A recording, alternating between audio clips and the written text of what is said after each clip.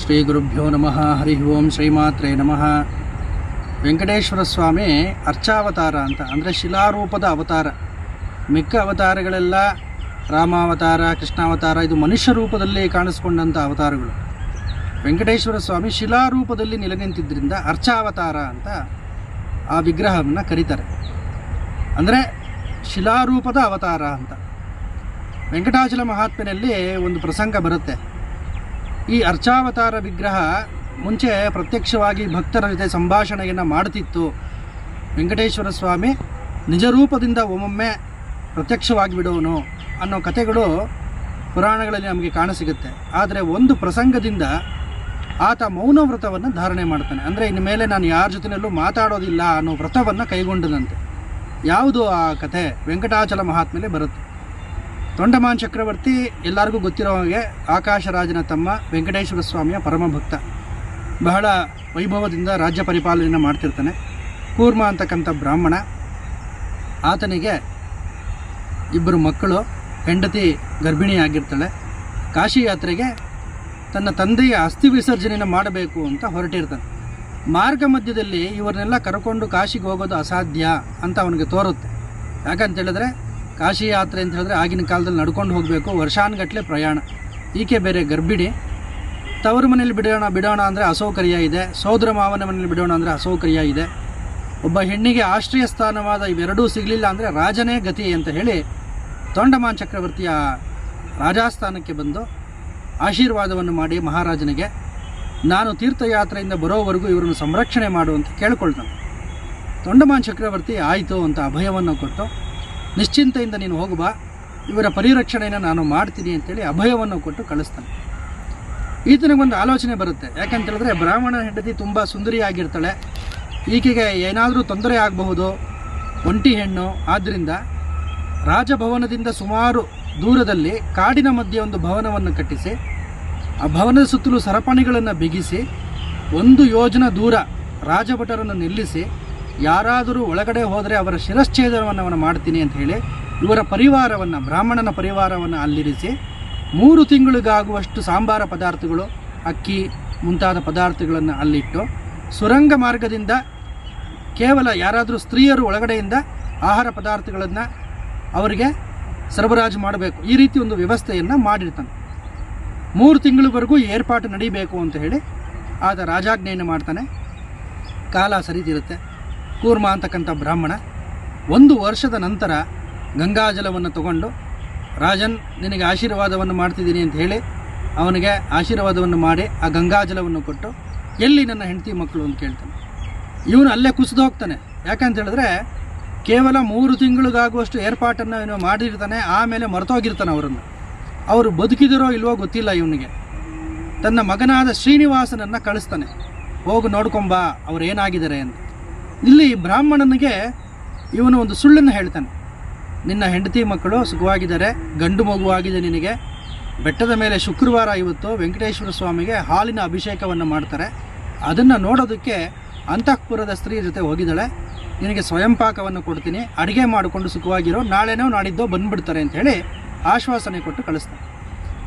ಇಲ್ಲಿ ಈ ಶ್ರೀನಿವಾಸ, ತೊಂಡಮಾನ್ ಚಕ್ರವರ್ತಿಯ ಮಗನ ಹೆಸರು ಶ್ರೀನಿವಾಸನೇ. ಅಲ್ಲಿಗೆ ಹೋಗಿ ನೋಡ್ತಾನೆ. ಇವನಿಗೂ ಕೈಕಾಲುಗಳೆಲ್ಲ ನಡ್ಗೋದಕ್ಕೆ ಶುರು ಆಗುತ್ತೆ. ಅವರ ದೇಹವೆಲ್ಲ ಕೊಳೆತೋಗಿರುತ್ತೆ, ಸತ್ತೋಗಿರ್ತಾರೆ ಅವರು. ಯಾಕಂದರೆ ವರ್ಷದವರೆಗೂ ಇವನು ತಿರುಗಿ ನೋಡಿರಲ್ಲ ಆ ಕಡೆ. ಯಾರಾದರೂ ಒಳಗಡೆ ಹೋಗೋಣ ಅಂದರೆ ಅವರ ಶಿರಶ್ಛೇದನವನ್ನು ಮಾಡ್ತೀನಿ ಅಂತ ರಾಜಾಜ್ಞೆಯನ್ನು ಮಾಡಿರ್ತಾನೆ. ಸುರಂಗ ಮಾರ್ಗದಿಂದ ಆಹಾರ ಸರಬರಾಜು ನಿಂತೋಗಿರುತ್ತೆ. ಇವರು ಆಚೆ ಬರೋ ಹಾಗಿಲ್ಲ, ಅವರು ಎಷ್ಟು ಬಾಗಿಲು ಬಡಿದ್ರೂ ಯಾರೂ ತೆಗೆಯೋ ಹಾಗಿಲ್ಲ. ಹೀಗಾಗಿ ಅವರೆಲ್ಲ ಅಸ್ಥಿಪಂಜರಗಳಾಗಿ ಅವರ ಶರೀರ ಎಲ್ಲ ಕೊಳೆತು ಹೋಗಿ ಕ್ರಿಮಿಕೀಟಗಳು ತಿಂದುಬಿಟ್ಟು ಬರೀ ಮೂಳೆಗಳು ಮಾತ್ರ ಅಲ್ಲಿರುತ್ತೆ. ಇವನು ಬಂದು ಆ ವರ್ತಮಾನವನ್ನು ಹೇಳಿದಾಗ ತೊಂಡಮಾನ್ ಚಕ್ರವರ್ತಿಗೆ ಹೃದಯ ಸ್ತಂಭನ, ಅಂದರೆ ಹೃದಯಾಘಾತಿತರಾಗಿ ಕುಸಿದೋಗಿ ಕೆಳಗಡೆ ಬಿದ್ದೋಗ್ತಾನೆ. ಬ್ರಹ್ಮಹತ್ಯಾ ದೋಷ ನನಗೆ ಪ್ರಾಪ್ತಿಯಾಯಿತು, ನಮ್ಮ ವಂಶದ ಗತಿ ಏನು ಅಂತ ಹೇಳಿ ಇವನ ಆಸ್ಥಾನದಿಂದ ಬೆಟ್ಟದ ಮೇಲಿನ ವೆಂಕಟೇಶ್ವರ ಸ್ವಾಮಿಗೆ ದೇವಸ್ಥಾನದವರೆಗೂ ಒಂದು ಬಿಲ ಮಾರ್ಗ, ಸುರಂಗ ಮಾರ್ಗ ಇರುತ್ತೆ. ವೆಂಕಟೇಶ್ವರ ಸ್ವಾಮಿ ಇವನಿಗೆ ಕೆಲವು ಸಮಯಗಳನ್ನು ಹೇಳಿರ್ತಾನೆ. ಆ ಸಮಯದಲ್ಲಿ ಮಾತ್ರ ನೀನು ಸುರಂಗ ಮಾರ್ಗದಿಂದ ಬಂದು ನನ್ನ ದರ್ಶನವನ್ನು ಮಾಡಬೇಕು. ಯಾಕಂತ ಹೇಳಿದ್ರೆ ನಾನು ನಿಜ ರೂಪದಿಂದ ಇಲ್ಲಿ ನನ್ನ ಪತ್ನಿಯರ ಜೊತೆ ಕ್ರೀಡೆಯನ್ನು ಆಡ್ತಿರ್ತೀನಿ, ಆ ವೇಳೆಯಲ್ಲಿ ಬರಬಾರದು, ಮಧ್ಯಾಹ್ನ ಸಮಯದಲ್ಲಿ ನೈವೇದ್ಯವನ್ನು ಇಟ್ಟು ನೀನು ಹೊರಟು ಹೋಗಬೇಕು ಅಂತ ಕೆಲವು ಸಮಯಗಳನ್ನು ಹೇಳಿರ್ತಾನೆ. ಇವನು ಅದು ಆ ವೇಳೆ, ಆ ಸಮಯದಲ್ಲಿ ಇವನು ಹೋಗೋ ಆಗಿಲ್ಲ, ಆದ್ರೂ ಸಹ ಸುರಂಗ ಮಾರ್ಗದಿಂದ ಹೋಗ್ತಾನೆ. ಪ್ರತ್ಯಕ್ಷವಾಗಿ ಅಲ್ಲಿ ವೆಂಕಟೇಶ್ವರ ಸ್ವಾಮಿ ತನ್ನ ಲೀಲೆಯನ್ನು ಪ್ರಕಟ ಮಾಡಿ ಅಲ್ಲಿ ಕೂತ್ಕೊಂಡಿರ್ತಾನೆ. ಇವನು ಒಳಗಡೆ ಬಂದ ತಕ್ಷಣ ಆ ದೇವಿಯ ಸಖಿಯರು ಅವರೆಲ್ಲ ಅಂತರ್ಧಾನರಾಗೋಗ್ತಾರೆ. ವೆಂಕಟೇಶ್ವರ ಸ್ವಾಮಿ ಮಾತ್ರ ಅಲ್ಲಿ ನಿಜರೂಪದಿಂದ ಕೂತ್ಕೊಂಡಿರ್ತಾನೆ. ಏನು ಬಂದೆ, ಇಂಥ ಸಮಯಗಳಲ್ಲಿ ಬರಬಾರ್ದು ಅಂತ ನಾನು ನಿನಗೆ ಹೇಳಿಲ್ವಾ, ಯಾಕೆ ಬಂದೆ ಅಂತ ಹೇಳಿದ್ರೆ ಇವನಿಗೆ ಮಾತೇ ಹೊರಡೋದಿಲ್ಲ, ಕಣ್ಣೀರು ಸುರಿಸ್ತಿರ್ತಾನೆ, ಓ ಅಂತ ಅಳ್ತಿರ್ತಾನೆ. ವೆಂಕಟೇಶ್ವರ ಸ್ವಾಮಿ ಅವನನ್ನು ಕೇಳ್ತಾನೆ, ನೀನು ಎಂತೆಂಥ ಯುದ್ಧದ ಸಂದರ್ಭದಲ್ಲೋ ನಿನ್ನ ಕಣ್ಣಲ್ಲಿ ನೀರು ಬಂದಿಲ್ಲ, ಅಂಥ ಒಂದು ಪರಾಕ್ರಮಶಾಲಿ ನೀನು, ಯಾಕೆ ಅಳ್ತಿದ್ಯಾ ನೀನು ಅಂತ ಹೇಳಿದ್ರೆ ಇವನ ಬಾಯಲ್ಲಿ ಮಾತೇ ಹೊರಡೋದಿಲ್ಲ. ಇವನಲ್ಲೇ ಕುಸಿದೋಗ್ತಾನೆ. ವೆಂಕಟೇಶ್ವರ ಸ್ವಾಮಿಗೆ ಗೊತ್ತಾಗೋಗುತ್ತೆ, ಓಹೋ ನೀನು ಬ್ರಹ್ಮಹತ್ಯಾ ದೋಷವನ್ನು ಮಾಡಿದ್ದೀಯಾ, ಆದ್ದರಿಂದಲೇ ನಿನ್ನ ಬಾಯಲ್ಲಿ ಮಾತುಗಳು ಹೊರಡ್ತಿಲ್ಲ ಅಂತ ಹೇಳಿ ಇವನೊಂದು ಮಾತನ್ನು ಹೇಳ್ತಾನೆ. ನಿಮ್ಮ ಅಣ್ಣನಾದಂಥ ಆಕಾಶರಾಜನ ಮುಖವನ್ನು ನೋಡಿಕೊಂಡು ನಾನು ಸುಮ್ಮನೆ ಆಗಿದ್ದೀನಿ. ಯಾಕಂತ ಹೇಳಿದ್ರೆ ಅವನು ಕನ್ಯಾದಾನವನ್ನು ಮಾಡ್ದ, ನೀನು ನನಗೆ ದೇವಸ್ಥಾನವನ್ನು ನಿರ್ಮಿಸಿಕೊಟ್ಟೆ, ಆದ್ದರಿಂದ ಕಲಿಯುಗದಲ್ಲಿ ಭಕ್ತರ ಪಾಪಗಳನ್ನು ನಾನು ನನ್ನ ಮೇಲೆ ಎಳ್ಕೊಳ್ತೀನಿ.